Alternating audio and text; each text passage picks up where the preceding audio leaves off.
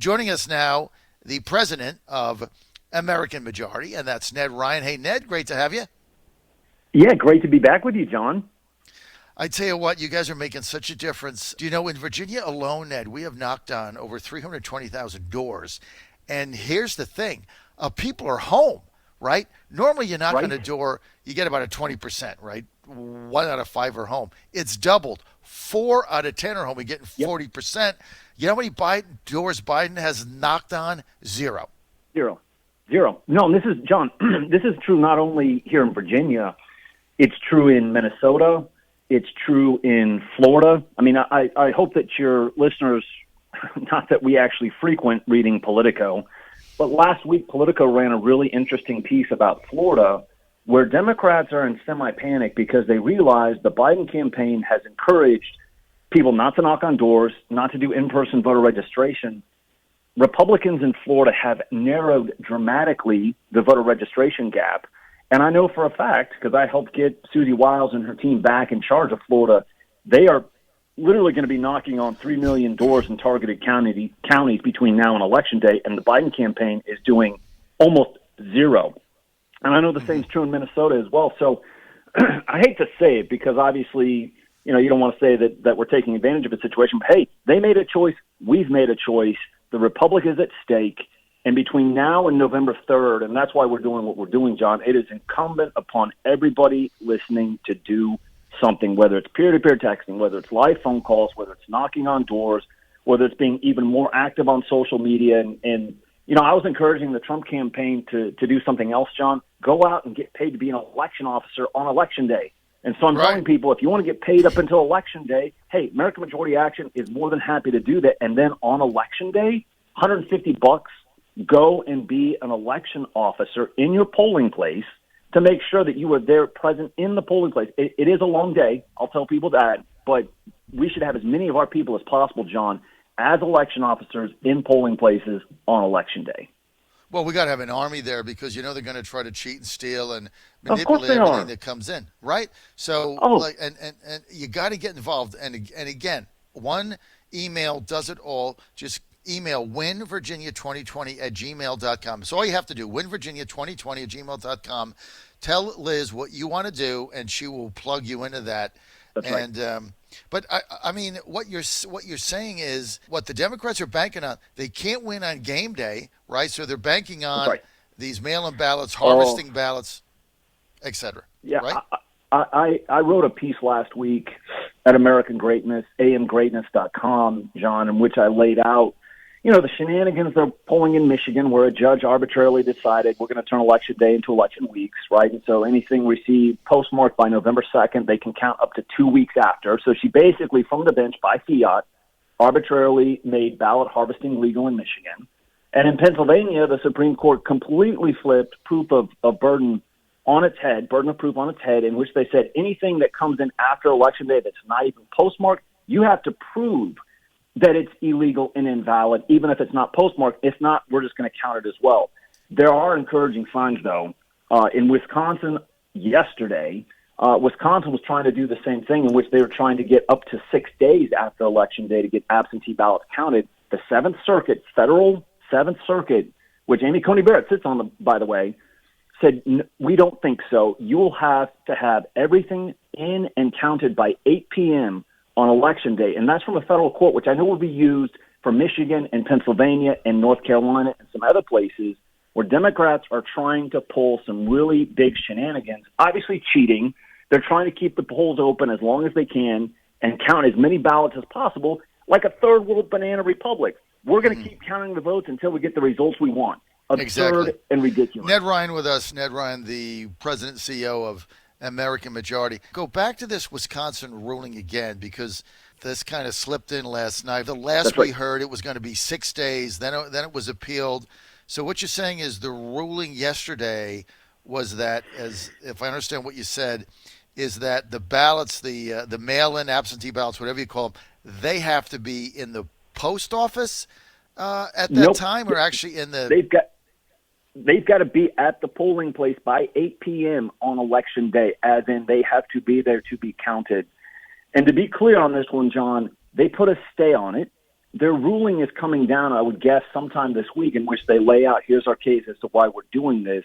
But as of right now, Wisconsin's not going to be able to pull any fast tricks because the Seventh Circuit has said we don't think so. And I think this is a big point that you see what the left is trying to do is they scream and point at Donald Trump that he's, destroying norms. That's all they've done over the last 4 years. They have literally destroyed all of these norms, whether it's peaceful transfer of power, whether it's weaponizing surveillance state and law enforcement regime against a political opponent over policy differences, screaming about destroying the Electoral College, about packing the Supreme Court. And now they're taking one of the basic foundations of our constitutional republic, which is free and fair elections and the integrity of the vote, and they're deciding we're just going to blow it up because they are so desperate to get back into power. And this is one of those things where we have to stop them at every step. Donald Trump needs to get reelected, and then I also wrote another piece this last week. He needs to break apart this ridiculous administrative state and say, you're not in charge anymore. The American people are in charge. That's the original agreement based on our Constitution, our constitutional republic. Enough is enough. Well, I think if he gets a second term, he's going to do that. We've already seen changes inside a White House PPO, inside of personnel.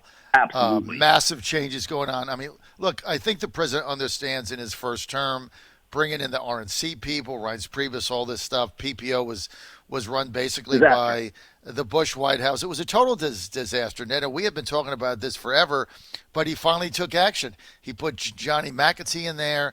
They're right. purging out the never-Trumpers. The purpose, just so that everybody understands, the purpose of political appointees, what we call the liaisons that go into the agencies that are the White House liaisons and other political is to drive that administration's public policies forward. Yeah, policy. I mean, that's the purpose of it. This is the thing, and I'll explain a little bit too, John. I mean, basically in every administration, there's something called the Plum Book. And the Plum Book is basically all the political appointees that administration can put in the various agencies and departments. It's about 7,000, give or take, somewhere in that time. Somewhere in that number range. Of that, about 1,400 are called Schedule Cs, which are very low-level political appointees. I was one at the Pentagon. I was Air Force Public Affairs. But there's probably, if you were to say, let's say, 3,000 to 4,000 decision makers that an administration gets to send into the various departments and agencies to combat upwards of 2 million career federal government employees. And it's a knife fight every day, John. You have to send in rock stars who are truly committed to advancing the president's policy agenda every single day. And if they are not on the same page as Donald Trump, we are losing fights every day to careerists in the departments and agencies. And that's why I was screaming, and you were too, bloody murder about Johnny DeStefano running PPO, who is really a swamp creature who kind of got snuck in, and I really felt was really destroying the Trump's ability to advance his agenda throughout the agencies and departments. So Johnny McEntee is a rock star. He's turning the ship around, doing some great things. And I think, obviously, when Trump gets reelected, we're going to see a lot of big, significant changes with a lot of political appointees, which will be fantastic. Well, I think you're exactly right. And I think if there's the one thing the president would admit the biggest mistake he made was allowing that to happen. He was told, we have to govern, and all that nonsense. We have to govern. We need people. We'll take care of it for you, sir. Exactly. Exactly. This was the line, John. I know it because Paul Ryan, Reince Priebus came and said, you know what? We got this. We've been around D.C. for years. Don't you worry about that. We'll take care of advancing your policy goals. We'll take care of staffing your administration. And, Donald Trump comes in as the outsider and goes, well, you're on my team, right? You Republicans. No. And this is the one thing I want to make on this front. It's not Republican versus Democrat anymore, and I hope people understand that. It's outsider versus insider. It's ruling class versus the American people. So he's coming in, and these swamp creatures are like, no, we got it. I think he's fully aware now of the game that's being played by some of the Republicans in D.C. You're not on the same page as America First. I'm going to staff my second term with America First people throughout my administration. Well, that's how you're going to get things done. And it's amazing, Ned, that he got so many accomplishments, so many things done with basically his entire administration staffed with people that were not only didn't agree with him, but were stopping his agenda. I mean, it was amazing. Yeah. Right. We had who was the guy that they fired that had beaten up? There was allegations he had domestic abuse or something. Like wouldn't even put he was things the staff secretary. Wouldn't even put things on the Resolute desk. Who was that?